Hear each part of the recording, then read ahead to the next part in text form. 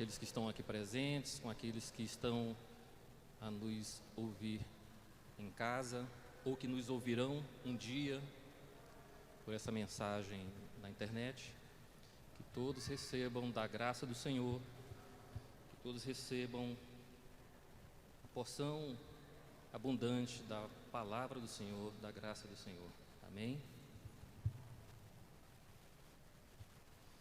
Graças a Deus, porque a sua graça me trouxe aqui, uma vez mais, para compartilhar a palavra com os irmãos. De forma que eu quero que os irmãos abram suas Bíblias em 2 Samuel, capítulo 9.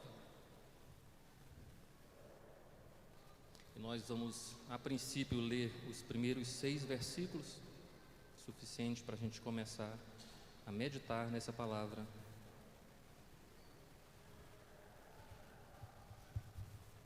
Segundo Samuel, capítulo 9.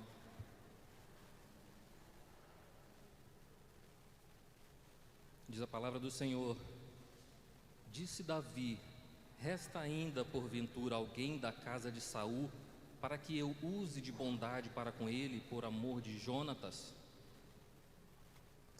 Havia um servo na casa de Saul, cujo nome era Ziba. Chamaram-no que viesse a Davi. Perguntou-lhe o rei: És tu Ziba? Respondeu: Eu mesmo, teu servo. Disse-lhe o rei: Não há ainda alguém da casa de Saul para que eu use da bondade de Deus para com ele? Então Ziba respondeu ao rei: Ainda há um filho de Jonatas, aleijado de ambos os pés. Verso 4. E onde está? Perguntou-lhe o rei. Ziba lhe respondeu: Está na casa de Maquir, filho de Amiel, em Lodebar. Então mandou o rei Davi trazê-lo de Lodebar, da casa de Maquir, filho de Amiel. Vindo Mefibosete, filho de Jonatas, filho de Saul, a Davi, inclinou-se, prostrando-se com o rosto em terra. Disse-lhe Davi: Mefibosete? Ele disse: Eis aqui teu servo. Oremos mais uma vez, irmãos. Ó Pai, nós te louvamos, nós nos rendemos ao Senhor nesse momento e clamamos que o teu Santo Espírito venha a cada um de nós a nos conduzir para que essa tua palavra alcance os nossos corações e cumpra em nós a tua vontade. Assim nós oramos, em nome do Senhor Jesus Cristo. Amém. Irmãos, eu tenho meditado nesse texto já há algum tempo e ele tem sido um desafio maravilhoso para mim. A cada momento que leio, a cada momento que abro esse texto, ele mostra quão grande é a palavra do Senhor, quão grandiosa é a graça do Senhor, a multiforme graça do Senhor. À medida que a gente lê, a gente descobre mais verdades e mais lições. Eu espero compartilhar com os irmãos nessa noite algumas dessas lições. E esse texto que nós lemos, ele, nesses primeiros versos, a gente já percebe que ele fica girando, ele fica orbitando em torno de 3 personagens. Ele fica girando em torno de Davi, o rei Davi.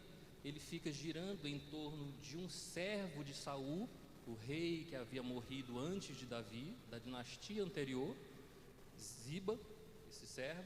E ele fica girando também em torno de Mefibosete, que era um dos descendentes da dinastia de Saul. Então, para que a gente tome para nós algumas lições, a gente pode adentrar esse texto tentando compreender melhor o que representa cada um desses personagens, o que eles representam, como que eles se comportam, o que eles apresentam para a gente, o que eles nos ensinam. De forma que eu queria que os irmãos considerassem aquilo que de fato a palavra é, espiritual e profética em sua totalidade. Porque muitas vezes a gente, quando pensa em profecia, a gente pensa naquilo que foi dito para o futuro. Mas a palavra profética, ela vai além disso.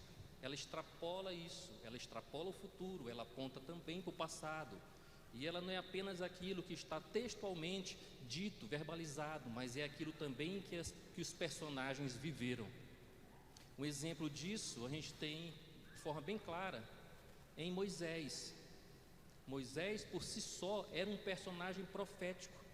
Ele apontava para Jesus, o Salvador, enquanto que Faraó escravizava o povo de Deus, apontava para o inimigo de nossas almas.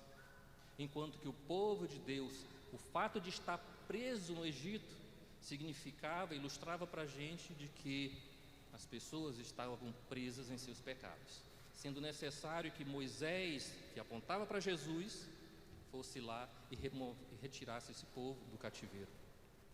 Então, aquilo que é vida, aquilo que é dito, aquilo também que é vivido, na palavra de Deus nos traz o mesmo ensinamento profético e espiritual. Sendo assim, olhando para esses personagens, a gente começa já no primeiro capítulo a ver e tirar lições do personagem Davi. Esse momento da vida de Davi é um momento especial, entre tantos outros que ele viveu. Mas esse momento aqui, Davi está com o reino de Israel consolidado. Os inimigos de Davi já foram postos como estrados para os seus pés. Ele está agora com o reino se expandiu e o reino agora goza de paz. De forma que o capítulo anterior vem narrando as vitórias dos guerreiros, dos valentes, as vitórias militares de Davi.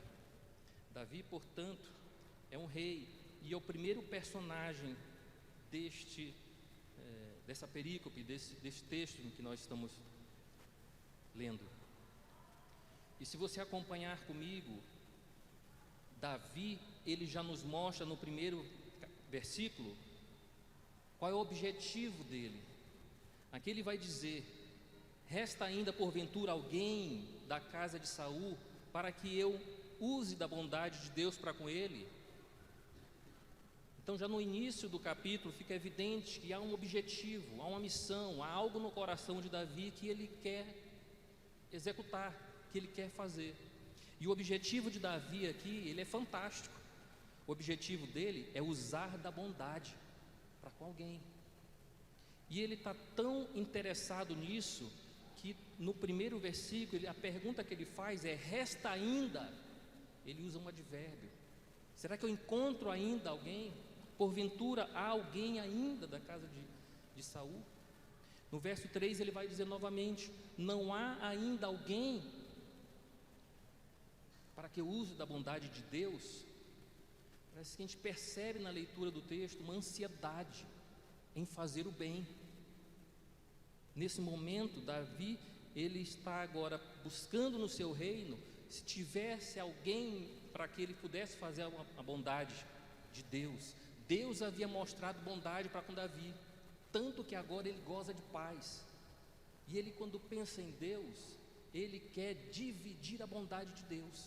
Por isso ele questiona: existe alguém da família de Saul, da dinastia passada, sobrou alguém para que eu possa demonstrar essa bondade, a bondade de Deus, por amor a Jonatas? É o que ele vai dizer. E no verso 3 a gente vê, acompanha aí, a resposta que dão a Davi, que é dada a Davi, ela começa também com o mesmo advérbio: ainda há. Ufa, parece que dá para ouvir Davi suspirando, né? Ainda há um filho de Jonatas. Só que a resposta não para por aqui: aleijado de ambos os pés. Mas ainda há um filho de Jonatas. A motivação de Davi certamente é a graça. A motivação de Davi certamente é a bondade de Deus. Certamente a motivação de Davi era o amor que ele tinha por Jonatas. Ele aponta isso no texto. E o que é interessante, que se há uma motivação, é necessário que as ações também fluam para a mesma direção. E no caso de Davi, a graça lhe dava liberdade para que ele pudesse agir de acordo com o interesse do coração. Tanto que ele tem uma liberdade, ele não tem impedimento para cumprir aquilo que ele quer, que é agir com bondade. No verso 3, quando citam para ele, ainda assim, ainda há, e completam para ele, aleijado de ambos os pés, ele não se preocupa em perguntar, e não tem outro? Além desse que é aleijado de ambos os pés, não há outro? Ele não precisa perguntar se há outro, porque o fato daquele descendente de Saul ser aleijado não faz diferença por causa da graça. Não faz diferença se é um pé ou se é ambos os pés, como é o caso aqui do texto. Aleijado, inclusive, irmãos, é um texto que deixou de ser utilizado já há alguns anos, né? Nos anos 80, anos 90, deixamos de utilizar esse texto, que ele é inadequado, ele significa defeituoso, incapacitado e inválido. Hoje o termo correto é pessoa com deficiência especial. Mas a graça não se importa com isso, com os termos que são utilizados. Tanto que, assim que é dito para Davi, há ainda, aleijado de ambos os pés, ele emenda de imediato no verso 4. E aonde está? É só isso que Davi quer saber. Aonde está? E responderam a ele. Vão acompanhando no texto, verso 4. Final do verso 4 está em Lodebar. Lodebar era um local que ficava a leste do rio Jordão. Era um local desértico, seco, sem pasto. Havia sim um descendente de Saul. Ele era aleijado e estava para além do Jordão, numa terra deserta. E o texto segue no verso 5. Então Davi manda buscá-lo. Ele não se preocupa se está para além do Jordão, se não está na capital, se não está no reino de Judá, na tribo de Judá. Ele não se preocupa com isso, porque a condição da pessoa para receber a bondade não interessa se ela tem algum defeito, e nem interessa se ela está longe ou perto. O coração que quer expressar a graça, ele expressa de uma forma independente de qualquer condição, é incondicional. De maneira, irmãos, que o que a gente tem já no início desse texto é Davi apontando para a graça do Senhor Jesus Cristo. Davi, o rei de Israel, como Moisés apontava para Jesus, aqui ele aponta para Jesus. E a pergunta dele é muito pertinente: há alguém ainda para que eu possa mostrar a bondade de Deus? Acaso não é essa a busca do Senhor Jesus sobre a terra? Pessoas em que Ele possa mostrar a bondade de Deus. O objetivo, usar de bondade, a motivação é graça e a forma de agir é livre. O segundo personagem é Ziba. Ziba é apresentado no verso 2 como um servo da casa de Saul, da dinastia de Saul. No verso 10 a gente vai descobrir que Ziba era rico, era próspero, porque diz no verso 10, no final do verso 10, que ele tinha 15 filhos e 20 servos. 15 filhos e 20 servos, isso era digno de um senhor, mas ele era servo de Saul. Pelo que parece, Davi, que não havia destruído as coisas de Saul, muito pelo contrário, ele não reinava em Gibeá, ele reinou em Hebrom e depois em Jerusalém. Permaneceram as coisas de Saul e o servo da casa de Saul continuou a ministrar lá, de forma que também veio a prosperar.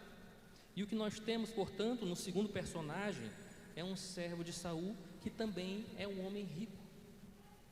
E o texto mostra que Davi, quando decide agir com bondade, ele chamam até ele alguém para que pudesse lhe dar resposta. E essa pessoa que comparece diante de Davi é Ziba. E eu fico pensando a expectativa de Ziba, que era servo na casa de Saul. Quando chamaram: olha, vamos, o rei Davi quer falar contigo. Eu imagino a expectativa daquele servo. Será que agora eu terei um emprego novo? As coisas aqui já estão boas para mim. Afinal, 15 filhos, 20 servos. Ele havia prosperado. Mas quem sabe o coração dele tivesse agora se enchido de uma outra esperança. De repente a expectativa de um novo emprego, agora servir ao novo rei, o rei Davi. Quem sabe se isso passou pelo coração de Ziba? O texto não diz, mas a gente percebe pelo texto, por esse texto e outros, que Ziba defendia seus próprios interesses, que ele lutava conforme as suas forças, que ele procurava conquistar pelos seus méritos. De forma que o Ziba, quando comparece diante de Davi, ele se decepciona. No verso 2, o rei pergunta para ele: tu és Ziba? E ele responde: eu mesmo, teu servo. Se apresenta politicamente diante do rei. E no verso 3, Davi faz aquela pergunta que nós lemos: não há ainda alguém da casa de Saul para que eu faça? Eu quero fazer bondade, eu quero mostrar a bondade de Deus para alguém da casa de Saul. Eu fico quase a imaginar a face de descontentamento de Ziba. De repente, não é uma oportunidade de emprego. A bondade não é para mim, a bondade é para outro. Talvez tenha sido por isso que ele, avançando na resposta, ele diz: olha, tem sim, mas o cara é aleijado de ambos os pés. Quer o meu currículo? Trabalhei para Saul, fiz isso. Davi não se preocupa com isso e diz onde está, e ele emenda: está longe, lá no sertão do Nordeste. Você tem que passar o Jordão, você tem que passar o Rio São Francisco, está longe. E Davi manda buscá-lo, de forma que eu imagino a decepção daqueles que esperam pelas suas qualidades conseguir algo diante do rei. Pois, como diz a música que cantamos aqui outras vezes, o amor não se compra nem se merece, o amor se ganha, de graça o recebe. A graça é assim, você não tem como conquistar com suas qualidades, com seu currículo. A graça é dada, por isso é graça. Ziba tinha o que oferecer, seus serviços. Ele era digno, de repente, de uma alta posição, mas diante do rei, isso não lhe valeu. O terceiro personagem que surge aí é Mefibosete. Mefibosete, diferente de Ziba, não ia esperar um emprego ou algo assim. Mefibosete só podia haver nele uma expectativa, a expectativa de morte. O terceiro personagem só poderia esperar a morte. No verso 6 vai dizer assim: vindo, portanto, Mefibosete, inclinou-se. Observe bem isso, irmãos. Vindo Mefibosete até o rei, inclinou-se, prostrando-se com o rosto em terra. E o rei lhe perguntou: Mefibosete? E ele diz: eis aqui teu servo. Parece a mesma resposta. O primeiro servo chega para Davi e diz aqui: sim, teu servo. Mas olha a diferença. O terceiro personagem, Mefibosete, agora chega, se lança ao chão, prostrado, rosto em terra. Rosto em terra, irmãos, é literal. Nós não temos esse costume, esse hábito. Nós nos ajoelhamos, mas o rosto não vai no chão, né? Como outras culturas do Oriente. Mefibosete, rosto em terra. Me diga se não é diferente a pessoa com o rosto em terra dizer: sim, teu servo. Porque não é só o que se fala. Porque Porque muitos louvam a Deus com os lábios, mas o coração está longe de mim. Assim diz a palavra. Mefibosete, agora, ele está prostrado diante do rei. Porque ele fez isso? Porque ele sabe que ele é digno de morte. Porque quando a gente olha, irmãos, no capítulo 19, verso 28, vai dizer da boca de Mefibosete, numa outra ocasião lá na frente, ele vai dizer: porque toda a casa de meu pai, falando para Davi, porque toda a casa do meu pai não era senão de homens dignos de morte diante do rei. Palavras de Mefibosete. Lá depois, anos depois, ele fala isso para o rei: toda a casa do meu pai, toda a dinastia não é senão de homens dignos de morte. Por quê? A dinastia que perseguiu Davi, em primeiro lugar. E segundo, porque quando uma dinastia perdia o poder e saía, a próxima que entrava matava todos da dinastia anterior, matava toda a família, para que não houvesse um levante no futuro e o poder fosse tomado de volta. Então Mefibosete estava em Lodebar, para lá do Jordão, não era à toa, era escondido, para que não fosse de fato descoberto, porque ele corria risco de morrer se fosse descoberto. De maneira que aqui, agora, ele se aproxima de Davi e a primeira coisa que ele faz é colocar o rosto no chão. Mefibosete, pergunta Davi: sim, teu servo. Já era. Para saber um pouco mais sobre Mefibosete, é interessante a gente ir na genealogia. E se a gente abrir em 1 Crônicas 8:34 ou 1 Crônicas 9:40, a genealogia se repete, lá vai dizer que o filho de Jonatas foi Meribe-Baal. Espera aí, mas aqui nós lemos que apareceu o filho de Jonatas diante de Davi e ele se chamava Mefibosete. Ele se chamava Mefibosete nesse momento, mas ele não era chamado Mefibosete. O nome de nascença dele era Meribe-Baal. E eu quero dizer para os irmãos, não foi uma escolha de mau gosto, porque Baal significa Senhor, significa dono. Nem sempre na Bíblia, quando se fala em Baal, está se falando dos Baalins, dos falsos deuses. Muitas vezes está adjetivando como Senhor. E Meribe significa contenda, no sentido de guerra, de batalha, de disputa. De forma que passa a ter sentido o nome que ele recebe de Saul. Melhor, o nome que ele recebe de Jonatas. O nome dele é Meribe-Baal e significa o Senhor da guerra, o Senhor da contenda, o Senhor da disputa. E por que isso faz sentido? Porque se a gente for lembrar, Saul foi o primeiro rei de Israel, era um homem de guerra e de batalha. Ele formou o reino onde não havia nada, a não ser tribos espalhadas. Saul teve um trabalhão para juntar aquele povo, organizar um exército, e conquistando, e de fato firmar o seu reino. E quem estava com Saul nas batalhas era Jonatas, outro guerreiro valente. De forma que Jonatas, quando tem um filho, é lógico para Jonatas colocar o nome de Senhor da guerra, Senhor da disputa. Certamente esse menino seria um outro grande valente, um outro grande guerreiro na visão dos pais. E eu quero ler com os irmãos para que a gente entenda a dimensão, a preciosidade disso.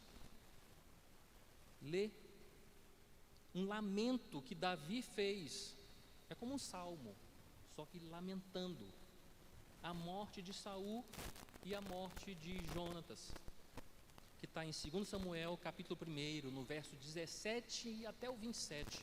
Eu vou ler algumas partes, depois os irmãos leiam tudo em casa, porque vale muito a pena, de tão lindo que é. Davi, portanto, soube da morte de Saul e de Jonatas. E ele escreve, olha o verso 19: o seu esplendor, ó Israel, está morto sobre os montes. Como caíram os guerreiros. Toma nota, irmão. Como caíram os guerreiros. No verso 22, a parte B, o arco de Jonatas nunca recuou. A espada de Saul sempre cumpriu sua tarefa. Saul e Jonatas, muito amados, nem na vida nem na morte foram separados. Eram mais ágeis que as águias. Eram mais ágeis que as águias e mais fortes que os leões. Chorem por Saul, ó filhas de Israel. Verso 25. Como caíram os guerreiros, ele repete. No verso 26, como estou triste por você, Jonatas, meu irmão. No verso 27, como caíram os guerreiros, ele repete. A sua versão pode estar falando valente. Como caíram os valentes.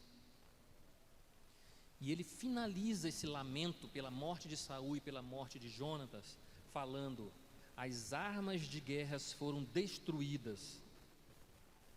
Ou, como algumas versões traduzem, pereceram as armas de guerra.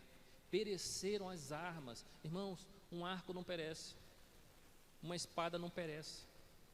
O que ele está dizendo é que as armas de guerra, as armas de Israel, eram os homens que lutavam, eram os valentes. Essas armas caíram, esses guerreiros caíram, esses guerreiros, essas armas foram derrotadas, foram destruídas. Então a gente passa a compreender por que Jonatas dá um nome ao seu filho de Merib-Baal. E o interessante aqui é que enquanto no monte Gibeon, no calor da batalha, morre Saul, morre Jonatas, morre Malquizua, irmão de Jonatas, morre Abinadab, irmão de Jonatas. Depois fica só um irmão, ele morre assassinado depois, que é Esbaal. Também Merib-Baal vai ser derrotado. Também Merib-Baal vai cair e ser destruído como arma.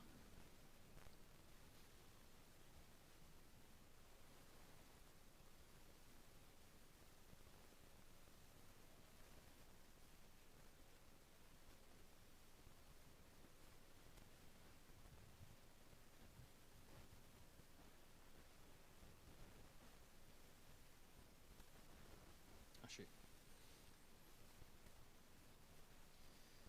De fato que agora, irmãos, voltando para o texto que nós estávamos lendo, segunda Samuel, capítulo 9,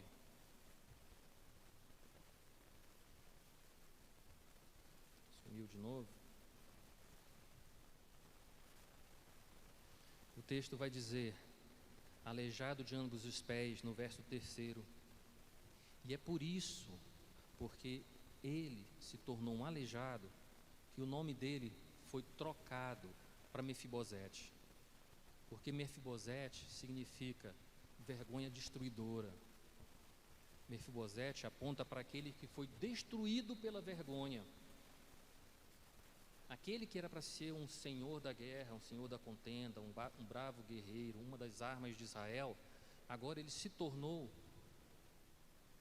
uma vergonha destruidora, por causa do problema que ele teve, porque ele se tornou aleijado de ambos os pés. Se vocês lembrarem de Noemi, que tinha um nome que significava agradável, ela depois trocou o próprio nome, depois que ela perdeu o marido e os filhos, e passou a se chamar de Mara, de amarga, amargurada. A mesma mudança ocorre aqui na vida de Mefibosete, ou melhor dizendo, de Merib-Baal. Ele se torna então, passa a ser chamado de Mefibosete. Essa explicação, ela está em 2 Samuel 4, verso 4.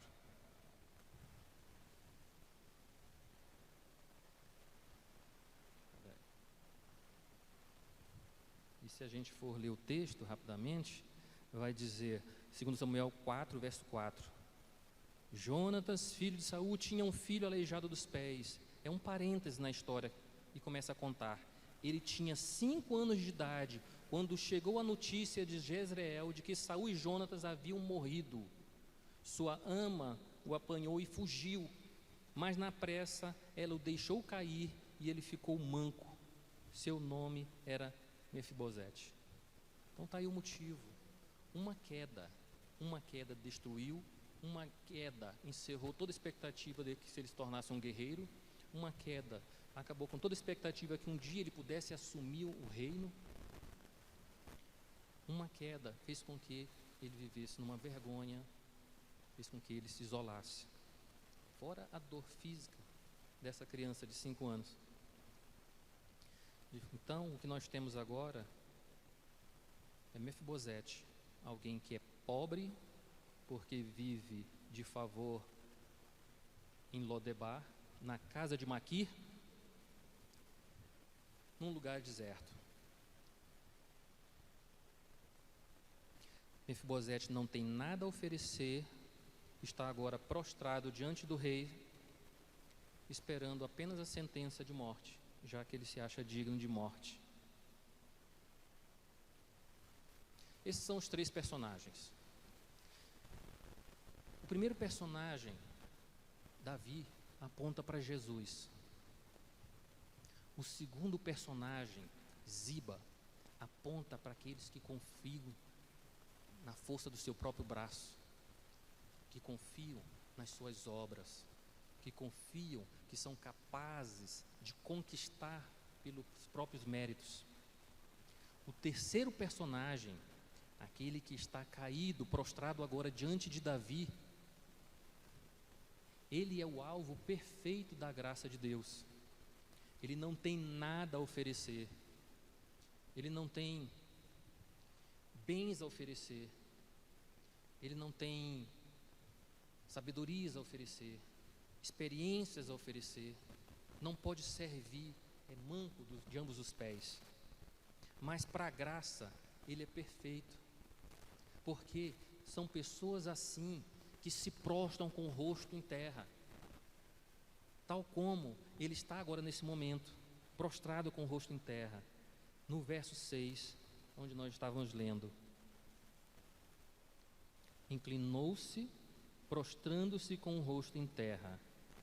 E é quando a gente se inclina, irmãos, quando o nosso coração se dobra, que a graça é derramada, não é verdade? É só nesse momento, irmãos, é quando a gente reconhece que nós mesmos somos dignos de morte, é quando a gente reconhece que a gente não tem o que oferecer, quando a gente reconhece que as nossas obras não vão mudar a nossa situação, aí sim, a graça passa a ser derramada, e é o que nós temos no verso 7. Então lhe disse Davi, perceba como a graça começa a transbordar. Primeira coisa que Davi diz para alguém que está esperando a morte: não temas. Se Davi parasse aqui, irmão, já era uma maravilha. Para quem tivesse trôpego, trêmulo, ouvir assim, cara, fica preocupado, não temas, já é graça bastante.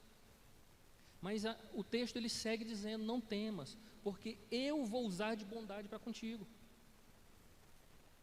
Bastava para ele: eu não vou te matar, mas espera aí, não temas, e além disso, eu vou usar de bondade para contigo. Davi começa a derramar a graça.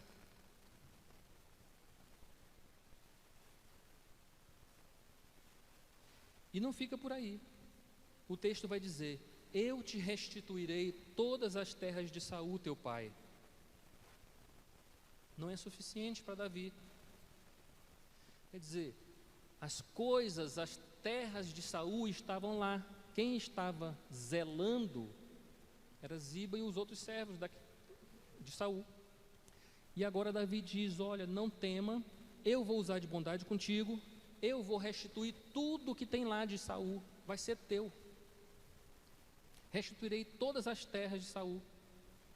E mais, a graça continua derramando, derramando, jorrando, jorrando. Tu comerás pão sempre à minha mesa.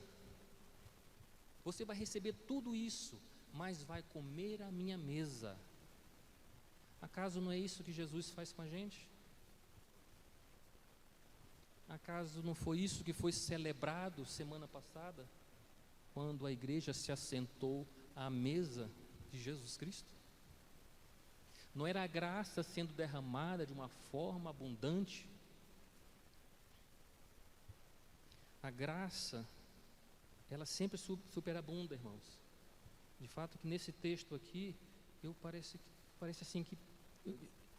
parece que ao ler esse texto eu escuto as palavras de Paulo, quando diz: a graça do nosso Senhor Jesus Cristo, ela está aqui. É a graça que busca, que vai lá e traz o aleijado, traz o caído. A graça do nosso Senhor Jesus Cristo, o amor de Deus, nosso Pai, o amor que perdoa. Eu vou agir de bondade por amor de Jonatas, assim como Deus age de bondade por amor de Cristo. A comunhão do Espírito Santo, ela está nesse texto. Comerás sempre à minha mesa. O que é isso senão comunhão?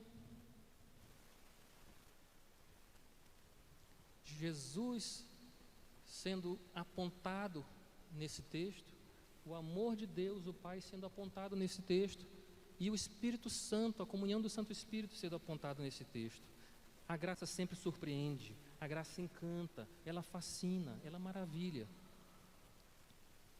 De forma que no verso 8, maravilhado, ele fala para Davi: quem é teu servo para teres olhado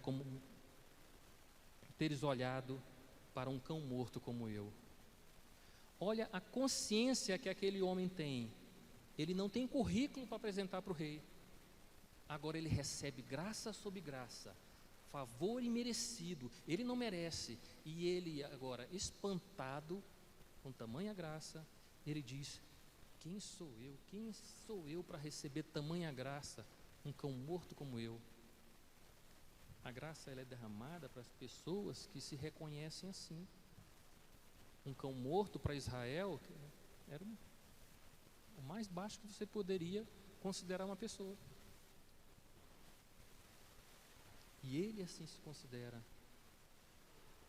Mas é para essa pessoa que não é soberba, mas que é contrita, que tem um coração humilde, que se dobra, é que a graça vem.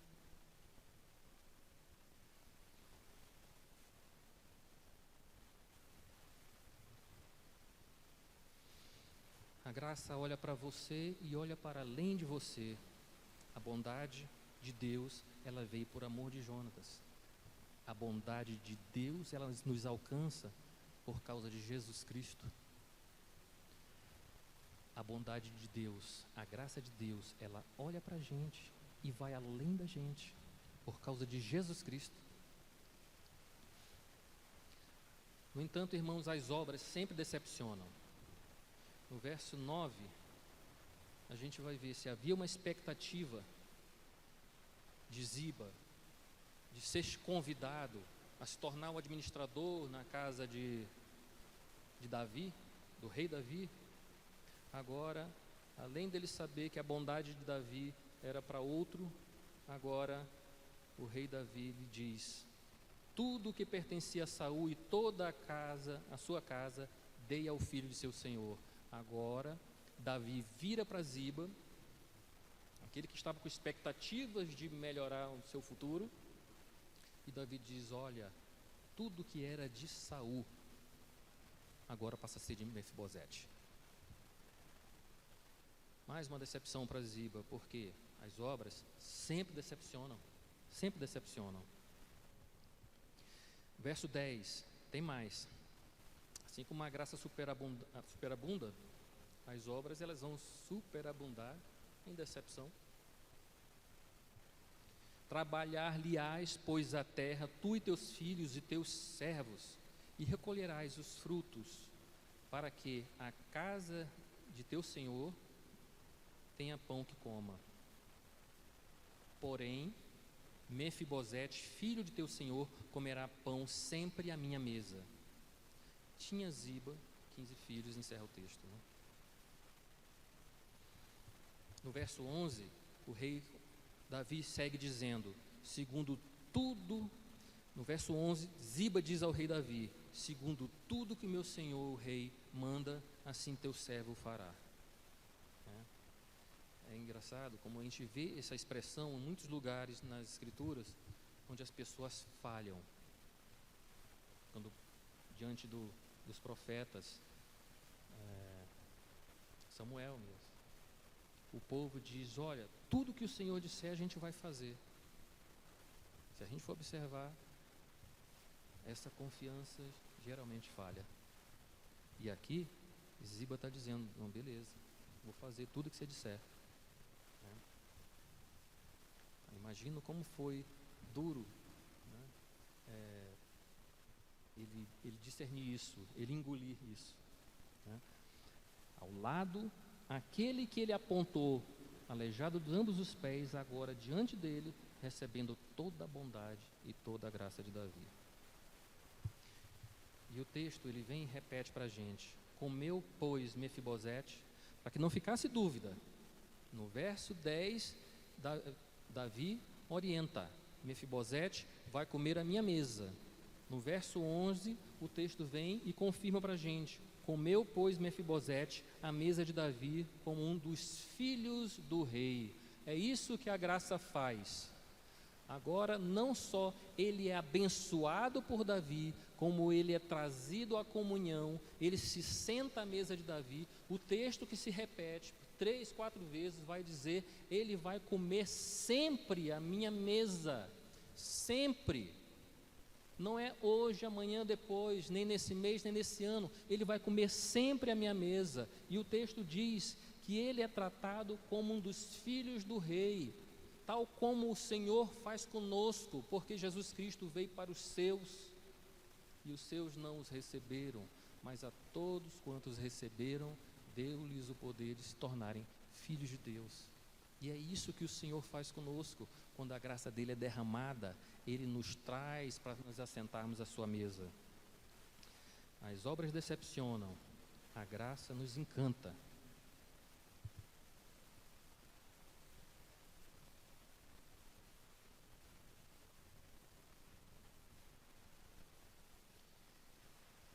Por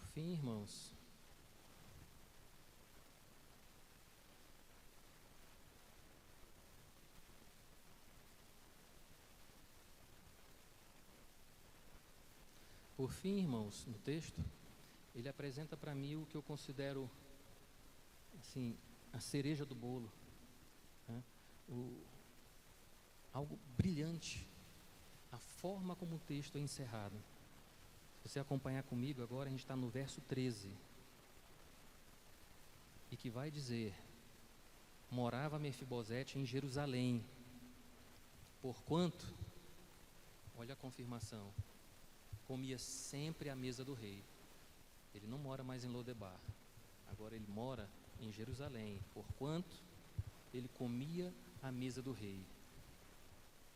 E olha o encerramento do texto, ele era coxo de ambos os pés.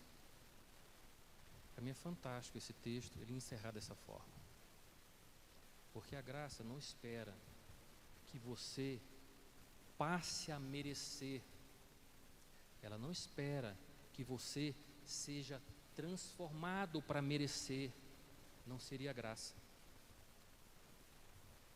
Mefibosete era aleijado dos pés e continuou aleijado dos pés. Quando Mefibosete se assentava à mesa, junto com os outros filhos do rei, ele vinha mancando, ele vinha se segurando ou conduzido por alguém, porque ele era coxo, era manco de ambos os pés. Não precisou fazer uma cirurgia para que ele pudesse sentar naquela mesa. E assim é conosco, irmãos, de forma que, caminhando para o fim dessa mensagem, a gente tem que firmar algumas lições em nossos corações, né?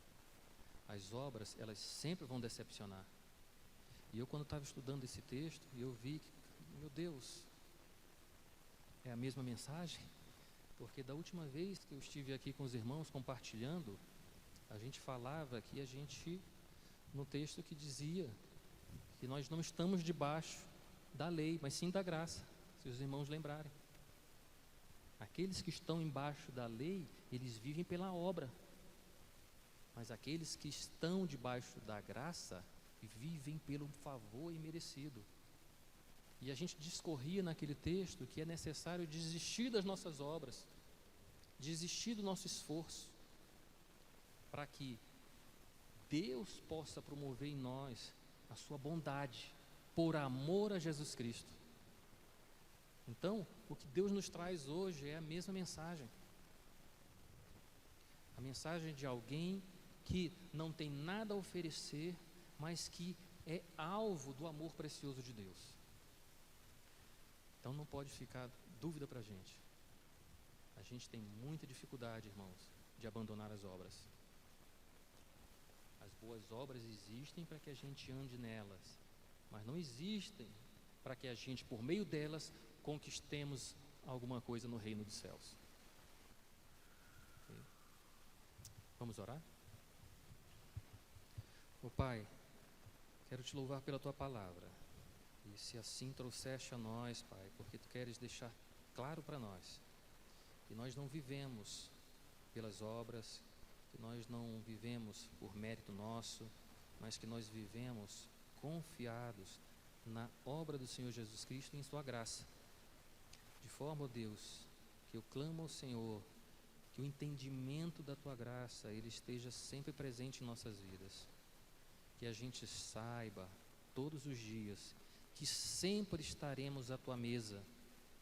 Que a gente se lembre, todos os dias, que fomos alcançados pela Tua graça, nos tornamos alvo da Tua bondade, por amor de Jesus Cristo.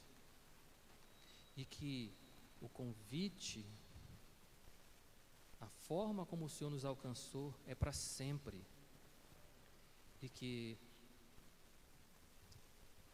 mesmo que nós venhamos a falhar, mesmo que ainda andemos nesse mundo de uma forma a tropeçar, ainda assim Tu nos tratarás como filhos, porque foi para isso que o Senhor nos chamou à Tua mesa. Obrigado, Pai, pelo Teu amor, obrigado pela Tua graça, obrigado pela Tua palavra, obrigado, Pai, porque aos caídos Tu te mostra misericordioso. Aqueles que reconhecem que não são nada, o Senhor mostra que o Senhor é tudo. Obrigado, Deus, porque a Tua graça nos basta. Assim eu oro, Senhor, em nome do Senhor Jesus Cristo. Amém.